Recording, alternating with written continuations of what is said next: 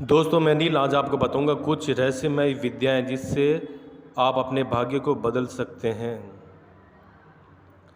अपनी चमत्कारिक सिद्धियों से कई रहस्यमय विद्याएं जिनको हासिल करने के लिए व्यक्ति चमत्कारिक सिद्धियों से संपन्न हो सकता है और वह अपनी किसी भी तरह की मनोकामना पूर्ण कर सकता है। हम आपको बताएंगे ऐसी कुछ विद्याएं। Plane chit. आजकल इस विद्या को प्लेन चिट कहा जाता है। यह आत्माओं को बुलाने का विज्ञान है।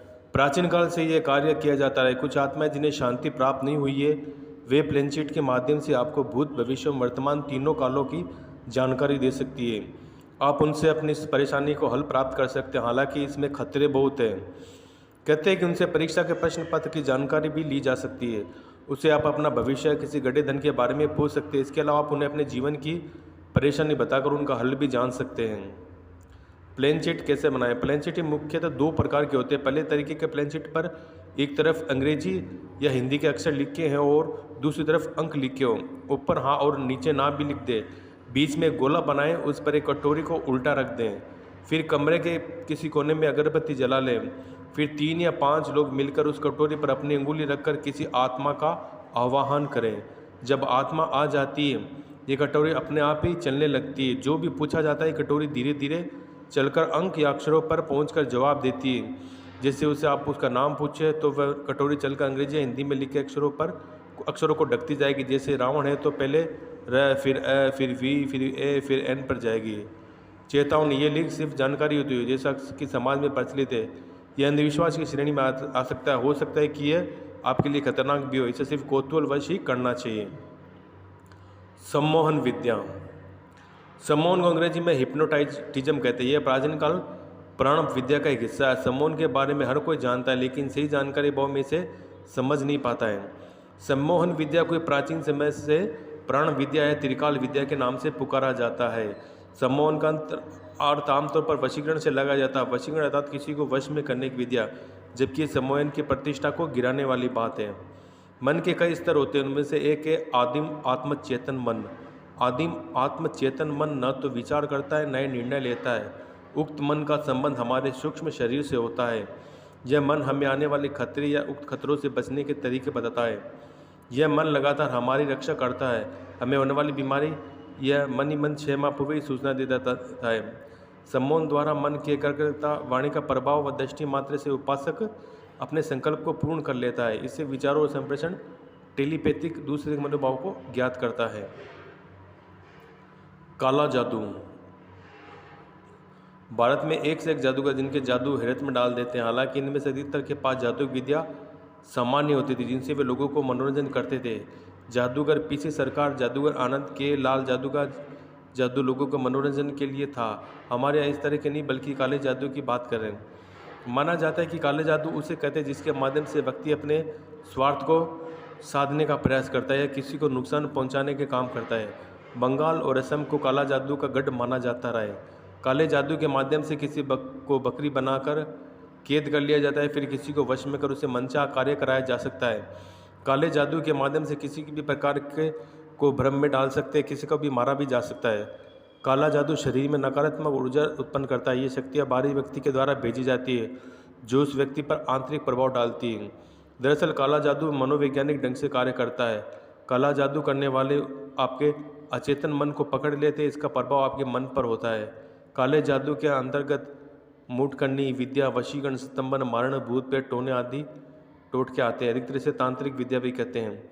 इसके अलावा बहुत से ऐसे पारंपरिक अंधविश्वास और टोटके भी हैं जो अंधविश्वास है, जो लोक परंपरा से आते हैं, जिनके पीछे ठोस आधार नहीं होता है। ज्योतिष। ज्योतिष विद्या के कई अंग जैसे सामुद्रिक शास्त्र, अस्त्रे का विज्ञान, लाल किताब, अंग शास्त्र, अनुरा शास्त्र, ताड़पत्र विज्ञान, नंदी नाड़ी ज्योतिष, पंच पक्षी सिद्धांत, नक्षत्र ज्योतिष, वैदिक ज्योतिष, रमल शास्त्र, पांचा विज्ञान आदि। भारत की इस प्राचीन विद्या के माध्यम से जहाँ अंतरिक्ष, मौसम और भूगर्भ की जानकारी हासिल की जाती है वे इसके माध्यम से व्यक्ति का भूत भविष्य भी जाना जा सकता है। वास्तुशास्त्र। वास्तुशास्त्र को गृह निर्माण, महल निर्माण, पुल, तालाब आदि के निर्माण सहित शहर के निर्माण की विद्या माना गया है। प्राचीन भारत के प्रमुख वास्तुशास्त्री महर्षि विश्वकर्मा और मैं दानव हैं। कहती है भवन निर्माण के समय कारीगर के पागल हो जाने पर गृहपति और घर का विनाश हो जाता है। इसके लिए उस घर में रहने का विचार त्याग ही देना चाहिए। इसके अलावा वास्तु के अनुसार ही धरती में जल और ऊर्जा की स्थिति का भी आकलन किया जा सकता है। दरअसल भारतीय वास्तुशास्त्र एक चमत्कारिक विद्या है जिसके माध्यम से जीवन को बदला जा सकता है। चौकी बांधना अक्सर ये काम बंजारे, गडरी और आदिवासी लोग करते हैं। वे अपने किसी जानवर या बच्चे की रक्षा करने के लिए चौकी बांध देते हैं। जिससे गडरी अपने बच्चे को किसी पेड़ की छांव में लेटा देते हैं, उसके आसपास छड़ी से गोल लकीर खींच देते हैं, फिर कुछ मंत्र बुदबुदाकर चौकी बांध देते हैं। उसके इस प्रयोग से उस गोले में कोई भी बिच्छू जानवर या कोई बुरी नीयत का व्यक्ति नहीं आ सकता है। यही प्रयोग लक्ष्मण ने सीता माता की सुरक्षा के लिए किया था। इसे चौकी बांधना कहते हैं। पानी खोजना या कोई वस्तु खोजने की विद्या। पानी खोजने वाले शगुनिया भारत में मिल जाएंगे। शगुनिया नीम की टहनी, धातु की मुड़ी हुई छड़, दोलक आदि का उपयोग करके पानी की उपस्थिति की जानकारी देते हैं। आश्चर्य की बात है कि कई मामलों में सही साबित होते हैं। प्रशिक्षित भूवैज्ञानिकों को भी मात दे देते हैं। शगुनियों का कहना है कि नीचे मौजूद पानी के कारण होने वाले सूक्ष्म कंपनों या पानी के कारण पृथ्वी के चुंबकीय क्षेत्र में होने वाले परिवर्तनों को वे भांप लेते हैं। कुछ शगुनी ये भी दावा करते हैं कि वे बता पाते हैं कि पानी खारा या मीठा, या वह बह रहा है या स्थिर है। इसी प्रकार के कई ऐसे लोग हैं जो आंखें बंद कर कोई भी खोई वस्तु का पता बता देते हैं। ये काम वे आत्मसम्मोहन के जरिए करते हैं। यही काम आजकल पेंडुलम डाउजिंग के माध्यम से किया जाता है। झाड़ फूंक कर लोगों का भूत भगाने या बीमारी का इलाज करने, नजर उतारने या सांप के कांटे का जहर उतारने का कार्य ओझा लोग करते हैं। यह कार्य हर धर्म में किसी न किसी रूप में आज भी पाया जाता है।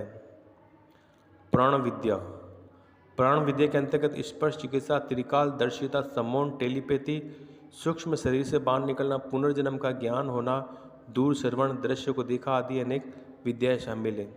इसके अलावा प्राण विद्या के आज हम कई चमत्कार जैसे जिस किसी ने अपने शरीर पर ट्रक चला लिया, किसी ने अपनी भुजाओं के बल पर प्लेन को उड़ने से रोक दिया, कोई जल के अंदर बगैर सांस लिए घंटों बंद रहा, किसी ने खुद को 1 सप्ताह तक भूमि के अंदर दबा कर रखा। इसी प्राण विद्या के बल पर किसी को 7 ताले में बंद कर दिया गया, लेकिन वह कुछ सेकंड में उनसे मुक्त होकर बाहर निकल गया। ये विद्या है। ऐसी कई विद्या हैं दोस्तों, कई विद्या हैं। आज के लिए दोस्तों इतना ही, फिर मिलते हैं। धन्यवाद।